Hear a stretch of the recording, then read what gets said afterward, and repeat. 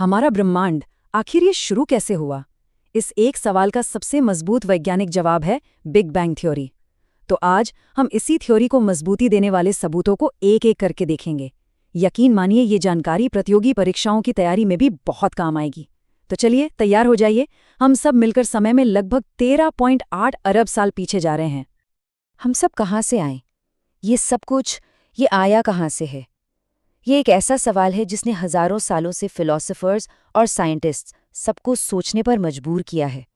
और जानते हैं, यही सवाल हमें सीधा बिग बैंग थियरी के दिल तक ले जाता है। तो आज हम क्या क्या देखने वाले हैं? सबसे पहले हम समझेंगे कि बिग बैंग आखिर है क्या। फिर हम इसके सबूत के 3 सबसे मजबूत पिलर्स यानी स्तंभों को परखेंगे। और आखिर में हम ये जानेंगे कि ये सब कुछ जानना इतना जरूरी क्यों है। तो चलिए शुरू करते हैं पहले सवाल से। असल में ये बिग बैंग है क्या? देखिए, एक बात समझनी बहुत जरूरी है। बिग बैंग कोई धमाका नहीं था जो खाली स्पेस में हुआ। नहीं, ये तो खुद स्पेस का, अंतरिक्ष का ही फैलाव था। जरा सोचिए, पूरा का पूरा ब्रह्मांड एक सुई की नोक से भी छोटे, बेहद गर्म और घने बिंदु में समाया हुआ था। और फिर वहीं से इसका विस्तार शुरू हुआ। शुरुआत के कुछ पल तो कमाल के थे। 1 सेकंड के करोड़वें हिस्से में ब्रह्मांड तेजी से फैला, जिसे हम इन्फ्लेशन कहते हैं। फिर पहले कुछ ही मिनटों में पहले तत्वों के न्यूक्लियस यानी नाभिक बने। लेकिन पहले पूरे एटम बनने में करीब 3,80,000 साल लग गए। और यहीं से हमारे सबूतों की कहानी शुरू होती है। तो सबूत का पहला और सबसे मजबूत स्तंभ, ये फैक्ट कि हमारा ब्रह्मांड लगातार फैल रहा है। ये सबसे बुनियादी और पहला सबूत है। अच्छा, इसे समझने के लिए रेड शिफ्ट और ब्लू शिफ्ट को जानना होगा।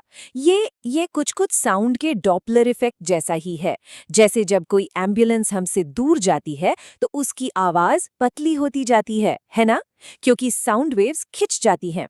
ठीक वैसे ही जब कोई गैलेक्सी हमसे दूर जाती है तो उसकी लाइट वेव्स भी खिंच जाती हैं और लाइट स्पेक्ट्रम के लाल रंग की तरफ खिसक जाती है।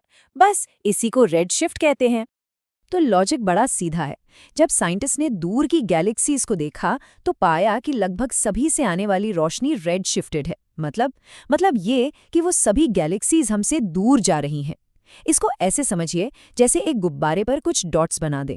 अब जैसे जैसे आप गुब्बारे को फुलाएंगे, हर डॉट दूसरे डॉट से दूर होता जाएगा। कोई सेंटर नहीं है, फैलाव हर जगह हो रहा है। बस यही हमारे ब्रह्मांड के साथ भी हो रहा है। अब बात करते हैं दूसरे स्तंभ की, जिसे हम एक ब्रह्मांडीय गूंज कह सकते हैं। ये दरअसल बिग बैंग के बाद बची हुई गर्मी है, उसका एक सबूत। इसे कहते हैं कॉस्मिक माइक्रोवेव बैकग्राउंड या CMB। और इस सबूत की सबसे मजेदार बात यह है कि ये एक भविष्यवाणी थी।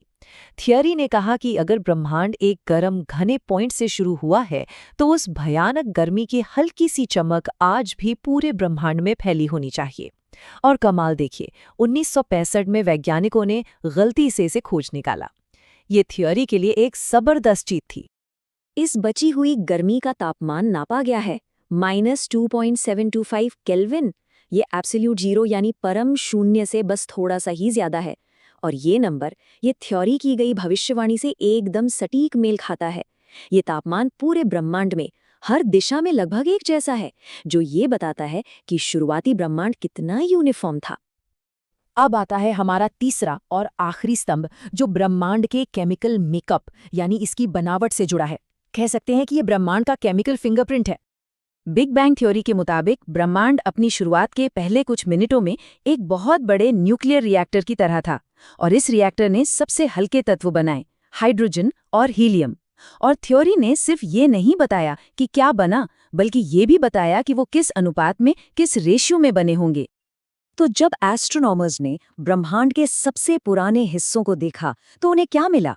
उन्हें मिला लगभग 75% हाइड्रोजन और 24% हीलियम। जानते हैं कमाल की बात क्या है? ये अनुपात बिग बैंग मॉडल की भविष्यवाणी से एकदम बिल्कुल सटीक मेल खाता है। ये एक और शानदार पुष्टि है।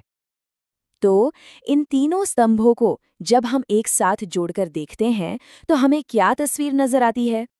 चलिए एक बार जल्दी से सब कुछ दोहराते हैं। पहला हमारे पास है विस्तार, जिसे हम गैलेक्सीज के रेडशिफ्ट में देखते हैं। दूसरा हमारे पास है वो बची हुई गर्मी यानी CMB, जिसे हम बाद की चमक कह सकते हैं।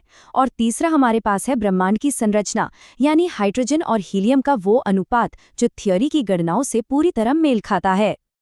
और यहीं इस थ्योरी की असली ताकत छिपी है।